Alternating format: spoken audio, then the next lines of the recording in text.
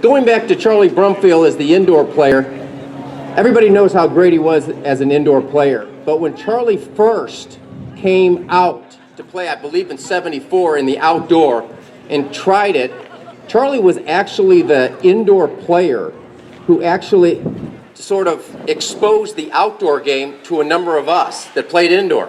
We never would have come out to outdoor had it not been for Charlie, who was about promoting the sport of racquetball.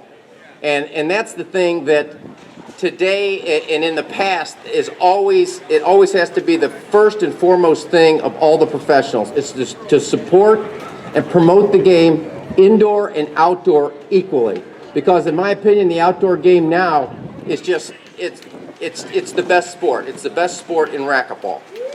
Absolutely, no question. And because of you, because of the players and stuff. Great sport. Let me tell you a little bit about Charlie Brumfield. Oh, here we go. And here we go. There's a lot of stories, a lot of history. And you know, and when I was talking to Charlie earlier, Charlie was the one who sort of swung the door open for racquetball to be exposed, for people outside of racquetball to find out about racquetball. Charlie, without question, was the greatest competitor I ever competed against, the greatest teacher of the sport, and the greatest promoter of this that the sport has ever had. And he was a player that, and I could still remember it like it was yesterday when Brumfield and Steve Keeley and Steve Strandamo came to town, and there was no video or anything. We just had the magazine. But when those guys came to St. Louis and we saw them for the first time, I mean, they were actually bigger than life. These guys were, I mean, I just can't tell you what kind of superstars they were to us junior players. And also what incredible role models and how much they sort of took all the players, all the sport, the whole sport, and engaged people into playing and learning the sport. And then the rest really about Charlie Brumfield and his career is really history. There's a book that has just been completed that I mean, I don't know, Hank, did those books ever show up? Every player got a book about the Charlie Brumfield story. And I would really tell you, as soon as you start reading it, you won't be able to put it down. It just chronicles a real special time in the sport. A couple of things I want you to know about Charlie as far as his dedication and how serious he took the sport of racquetball. Of all the people I've ever competed against, and I've been sort of lucky that I've been around from the early 70s to now, and I've seen a lot of great players and great champions come. But there's never been anybody who was more of a competitor about being the best at a sport than Charlie Brumfield was. And I guess what the thing that really exemplifies Charlie Brumfield is what Vince Lombardi once said. He said, winning isn't a sometimes thing, winning is an all-times thing. And really, I just can't tell you just how much racquetball and being the best consumed him. I mean, it wasn't the 8 or 10 hours a day down in San Diego training, but it was actually the time away. And Charlie, and this is sort of the funny thing about it, when I was coming up, Charlie, half of his game was to like get into your head and to psych you out and to talk to you and to get you to think about things. And I was so young that everything he was trying to work on me flew over my head that I really didn't even understand what he was trying to do. I mean, he was just so far above just everyone else as far as how serious he took being the best player at our sport. And then as far as a teacher goes, Charlie Brumfield is really sort of created me. And how he created me is because Charlie always put the sport in front of himself. It was always about what was best for racquetball. And that's what he instilled with the indoor players. The indoor players, he said, you know, we have to go to the outdoor game. We have to play. It's a great summer game. It's a game that, you know, potentially could be huge. And then I remember coming back out from 74 to like 77 through 79. And I just said to Charlie that we were over, I believe, at Golden West, and there was like 2,000 people that would be watching and stuff. It was incredible. It was fantastic. But anyways, just to sort of, to conclude, once I bring him up here, I want you to know that there's something that's going to happen here that will never happen again in racquetball. Charlie Brumfield is a Hall of Famer in the outdoor game. He's a Hall of Famer in the indoor game. And he will be shortly in the future a Hall of Famer in paddleball. And there will never be another rackets athlete that will ever hold all those titles, which in my opinion, he is the greatest racquetball player ever. And there is no question about it, and I've seen them all. So Charlie, come on out. Smoking Hogan, baby.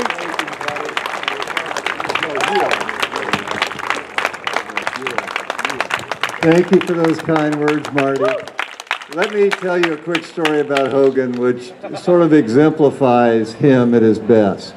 Every tournament I saw him at, and if I got a chance to talk to him, I'd ask him the same question. Who are you playing in the semis, Marty? His answer was always the same. Nobody, absolutely nobody. So when you talk about great players, here he is. I'd also like to say that my favorite racquetball player of all time is here today, Cliff Swain. And he is a guy that played every single point with his heart and his soul just out on his sleeve, and he never let a single player score a single point. You had to earn everything, and that's what I felt was what I could do. The guys that were super, super talented like Hogan could walk around the court and play, but the rest of us relied on competition. And I'll remember the first time that I was invited by Barry Wallace to come out to the big courts at Orange Coast. This is a mini court compared to Orange Coast College. And I decided to play doubles and singles. It's not like Hogan said for the good of the game. I wanted some outdoor scalps on my pony. So I figured, you know, how am I going to lose to these outdoor guys? I'd never heard of any of them. And I was like the lead player in the league at that point. So I came out to Orange Coast 2 weeks before, and I brought with me my doubles partner, the eminent Dr. Bud Muehlheisen, who is this phenom in the sport. And we saw a couple of guys playing, and I went over and invited them to a quick game of doubles. Well, after they kicked the living shit out of us, I turned to Muehlheisen, and I just looked at him, and he turned a whiter shade of pale. And so we went over to talk to these guys to at least say, we'll see you in the tournament. And they go, I don't think so, we're in the C's. So it was a rude awakening when we got here. Now, I will say the sport's changed a little bit since then. That court was huge. There was no quadrant serving, and there was no pussy lines going up the side to keep the serve from going. That's right. So, and Barry Wallace, who undoubtedly will be inducted into the Hall of Fame soon, he actually should have been inducted before me, but that's tough shit, isn't it? Yeah. So what ended up happening is Wallace was the tournament director. He was the promoter. He was the executive director of the athletic department at Orange Coast. He was a Greek god. He was totally in control of the match. So I'm trying to get all these indoor players to come out and play. So Bill Schmidtke and Steve Keeley were two of the top players. In fact, Schmidtke had won the indoor nationals a month or so before the tournament. So I invited them up. Up they come. They ran into traffic. In they come, and Barry Wallace talks to Schmidtke and says, you're down 10 points. And Schmidtke goes, what do you mean? He goes, well, I'm the tournament director, and we play a point of a minute if you're late. So he goes, well, who am I playing? He goes, me. Then he said, and you've lost the toss. And he started to serve the ball. And it was really tough. And I'll tell you one thing those three-wall players had at that time. It was a really interesting tournament because None of us had ever seen the outdoor players. To my knowledge, they had never seen us. So everybody thought they were going to win and dominate in 74. Everybody thought they had a chance. The true facts are that 80% of the indoor players just got slaughtered in game one because of three things. These outdoor guys with those small rackets and the slower ball could put the ball out the door with a high Z serve over here, and it would go out into the adjoining court where there were other hackers swinging their rackets. And off the same motion, they would serve the ball back in that crack just before it goes out the door back here. And I had the experience myself in the first tournament. I was down 19-0 to a guy with a baseball hat on backwards named Rick. And yeah, Kostler. He was faster than shit, and he was looking at me with a smirk. So what I did was, he served from right here.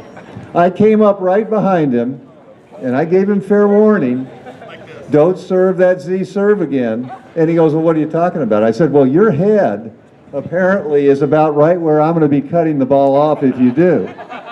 So then, of course, I'm leaving the whole left side of the court open, but you have to know your part of playing poker is knowing how to look at a player and know what they're going to do. I knew he was not going to take any shit from an indoor player, and he was going to serve that Z. Now, it's important for me to explain because of what I'm going to ask you later on.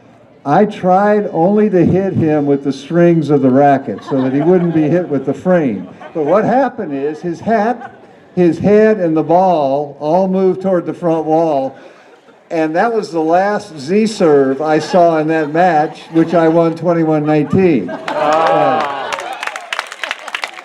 Now, that's a true story. And Barry Wallace is the same thing. When I played Wallace in 75, this guy was an incredible player, and he micromanaged the tournament for the benefit of the outdoor players. The outdoor players were refereeing. Guess what happened? Our balls were out and their balls were in. He also would schedule every match with me with the sun cresting the wall, so that when they threw up the lob, I'm staggering around like this. So I play him in the finals, and I told him, I said, Barry, don't play me without a shirt on. Apparently, he didn't understand what that meant, but every time I ripped him, which is quite an art in outdoor, because I had to swing with him over here, and if I miss him, I lose a point. But I was the only one accurate enough and treacherous enough to hit people in outdoor when I had to hit into the open court. So I was ripping him regularly. His little kids were in the stands, and they would cry out when each ball bounced off of him.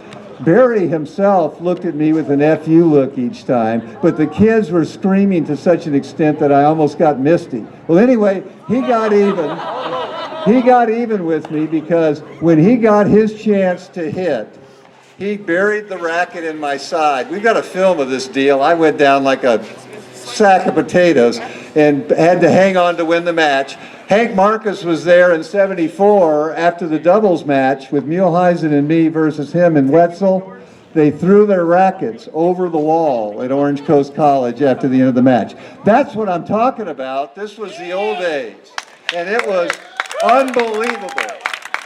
It was unbelievable. Now, we have something that's happening today that really is important to me in my life.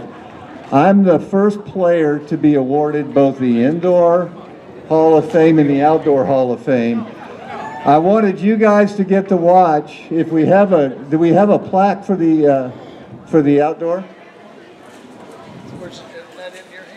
Let's do this afterward, but we have both plaques here for the first time. Now, there are some people in my rearview mirror who aspire to having Hall of Fame ratings in both sports. One of them's right here, Marty Hogan. Now, and another one's Cliff Swain, and then Rocky. Rocky, to me, is a shoe-in for Hall of Fame in both sports, but it's going to be several years hence. So the only way that I think we can have a tiebreaker that we can have a tiebreaker on this where I can separate myself from these bitches would be, for years, and Marty will vouch for this, I have always referred to myself as the people's champion, the holder of all titles and the people's champion.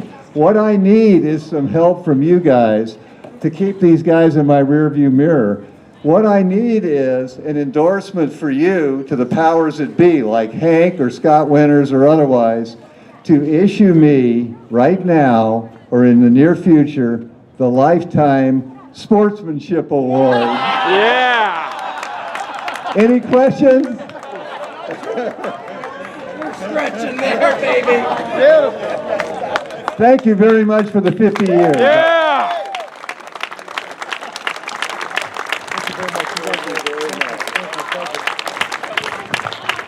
Let's give him another round of applause, guys. This is amazing.